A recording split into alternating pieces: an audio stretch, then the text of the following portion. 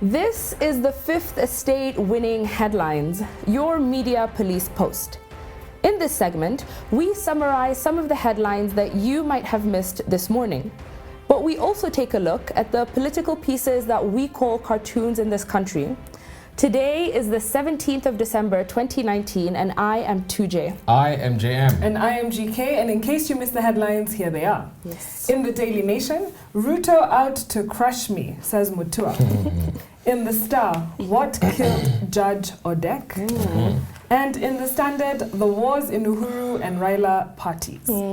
Wow, Yes. the telenovela continues. Yes. I tell you. So, yesterday, a petrified Alfred Mutua, as you might know by now, showed up at the Kilimani police station to record a statement about an encounter that he had at State House with the Deputy President, Aden Duale, and Murkomen, who threatened to crush him politically. And so, you know, he thinks that that is actually a life-threatening threat that he got. Yeah. And that's why he did this. Duale and Murkomen, however, rubbished his claims as a cheap publicity stunt. Yeah, is he overreacting? I sort of he got the is. feeling like he was overreacting. And when have we Definitely. gotten here? Have we gotten this dark in politics that people want to kill some? Yeah. I want to recommend a book to Alfred Mutua. Yes. The Power Please do. Broker. Yeah. The Power Broker. It's Why? a very interesting book. In that book, Yes.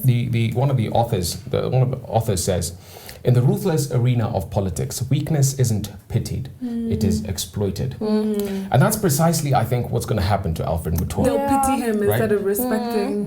No, they're going to exploit it instead of pitying him. Yeah. Okay. Right? Yeah. He's not going to get our sympathy, I think. Okay. In fact, this is a sign of weakness, Yeah. of not being thick-skinned.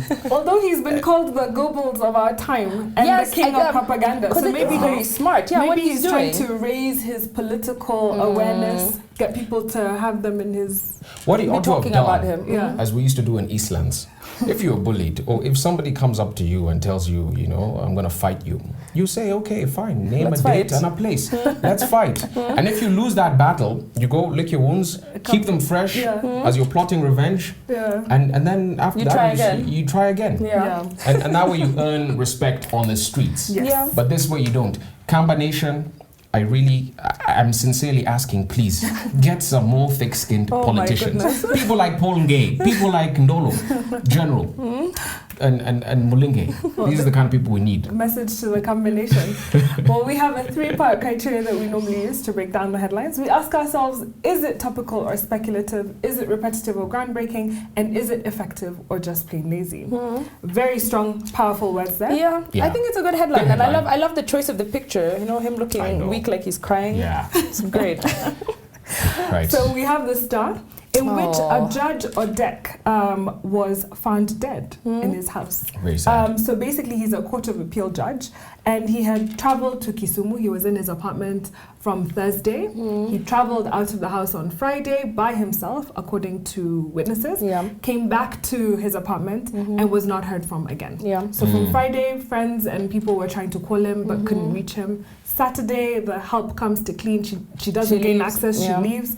Monday, the magistrate calls him because he's quite punctual normally, and he had didn't show up. cases to hear, Yeah. and he didn't show up. So that's when the police then broke into his house. However, Yeah. the Star has described this story to the very last Oh my detail. gosh. Too much. To too the much. things that were bleeding, Yeah. to the Yeah, sex tablets yeah. in the room, Yeah. and basically trying to paint I thought they a should very have. vivid picture. Yeah, they should have spared us that vivid The picture. details, Actually, yeah. those details disrespectful, honestly, and Honestly, bad yeah, taste yeah. to the family. Yeah. The first Yeah, thing we I didn't need to know said. everything. The first thing I said when I saw it was like, I'm not going to discuss it. Yeah. I was like, I don't want to talk about I hear this. you. But on the flip side, they have at least put his biography. He was a Yale scholar, and he's apparently very well published across the continent. Okay.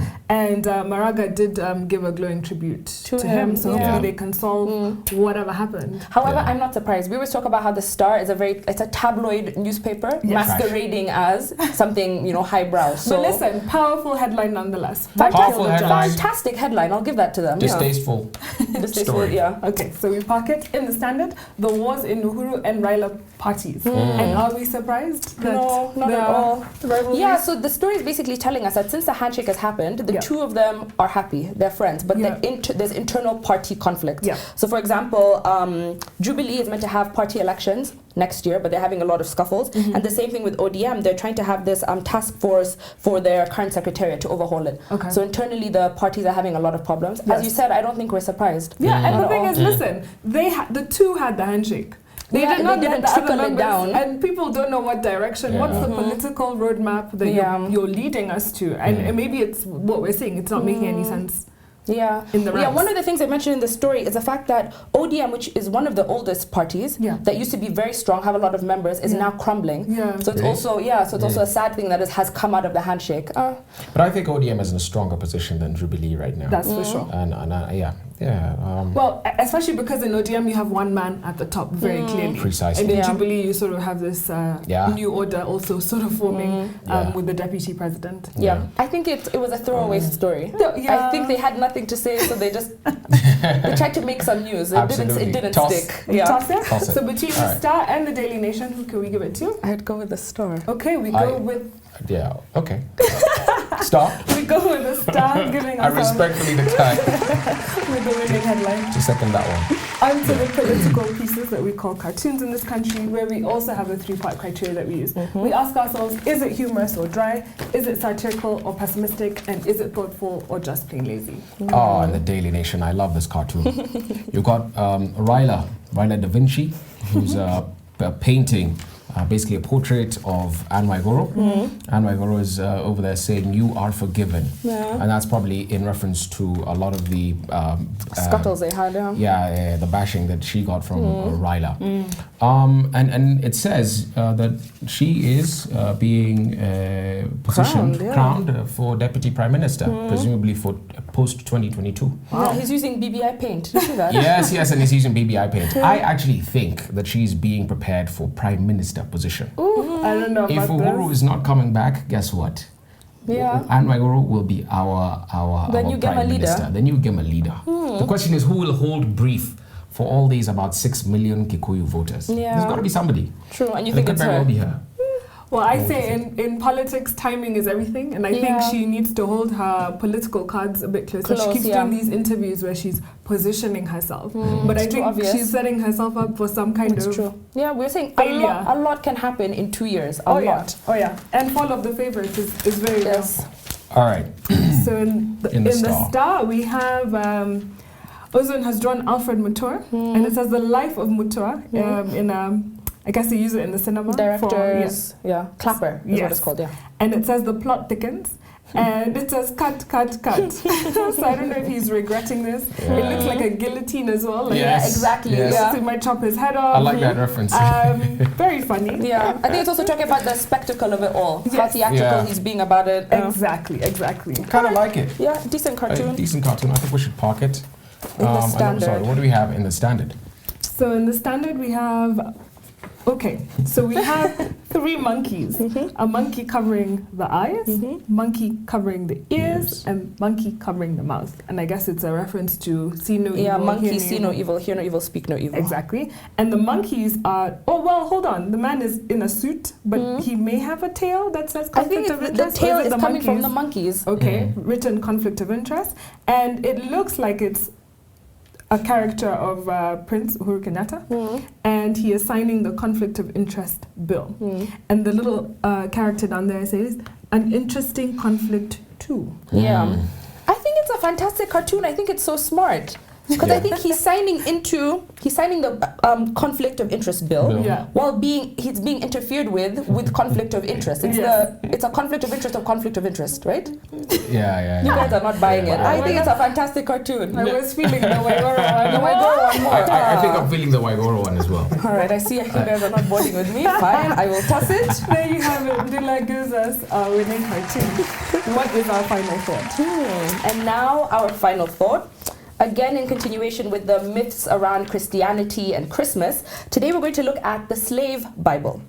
The Slave Bible was a Bible edited specifically for slaves, and its actual title was Parts of the Holy Bible Selected for the Use of Negro Slaves in the British West India Island. I can't believe it. So it was originally published in London in 1807 on behalf of the Society for the Conversion of Negro Slaves.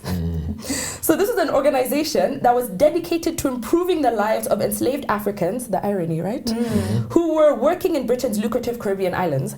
So they used the Bible to teach the enslaved Africans how to read while at the same time also introducing them to Christianity. But the key thing about this Bible, it wasn't an ordinary Bible. It contained only selected parts, what the editors wanted you to see.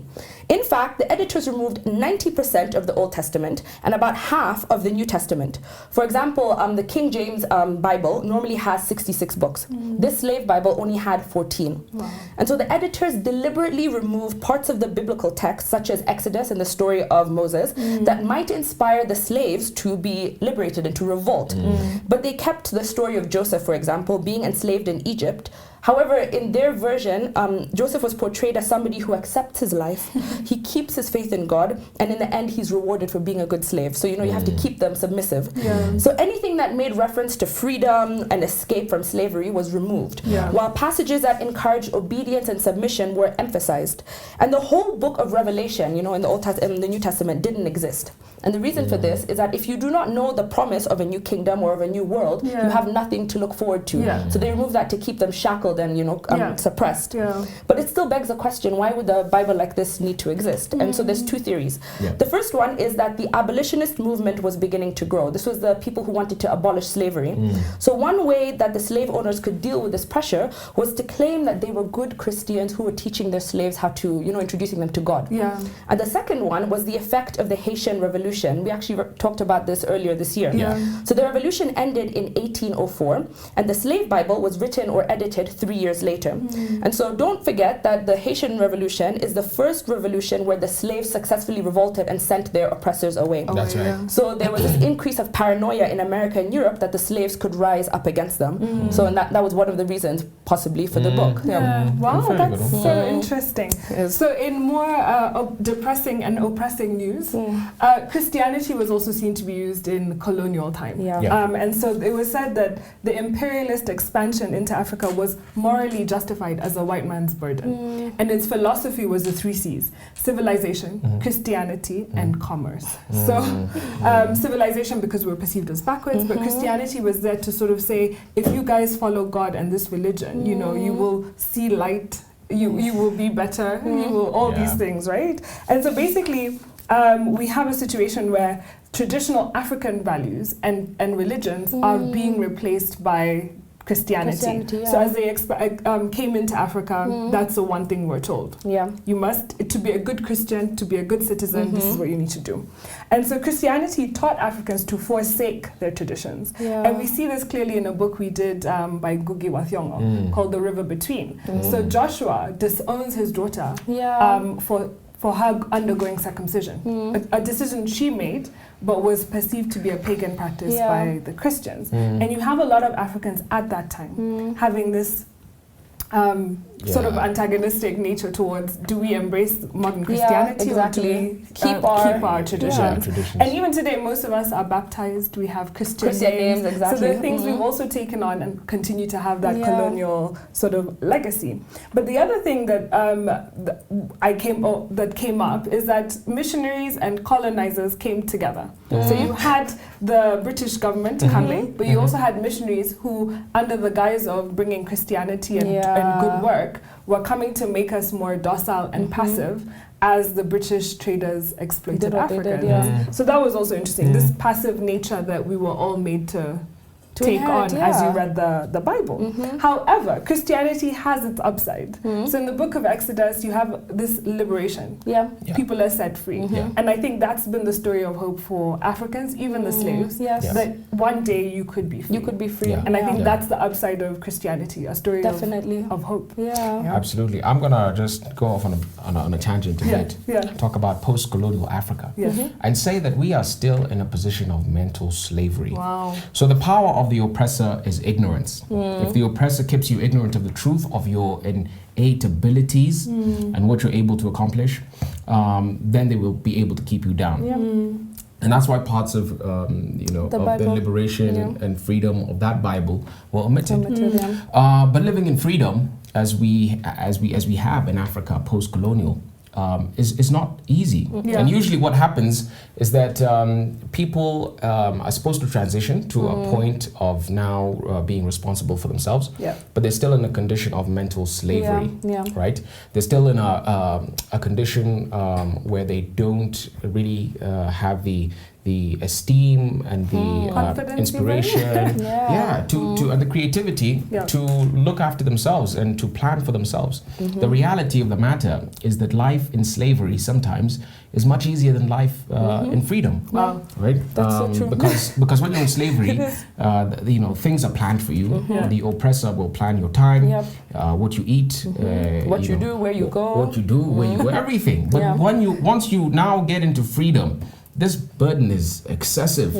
And this is still the problem with Africa today. Okay, good. You're not promoting slavery. No, I'm not. I was worried for a second. I'm not. But what I'm saying is that we've got to, mentally, we need to snap out of some of that laziness. Definitely. And some of those attributes which mentally, I think, still really oppress us. And stop us from progressing. And stop us from progressing, absolutely. Interesting. So having our own ideas. That's so true. Fantastic. So on a day where we had a winning cartoon from the Daily Nation and a winning headline from the Star, I want to leave you with this. In the end, the Slave Bible provides an important historical view on how religion was used and distorted for man's profit. While the Abridged Bible was used as a book of oppression, the Bible today indeed is a book of freedom and of hope. And we can choose to see it that way.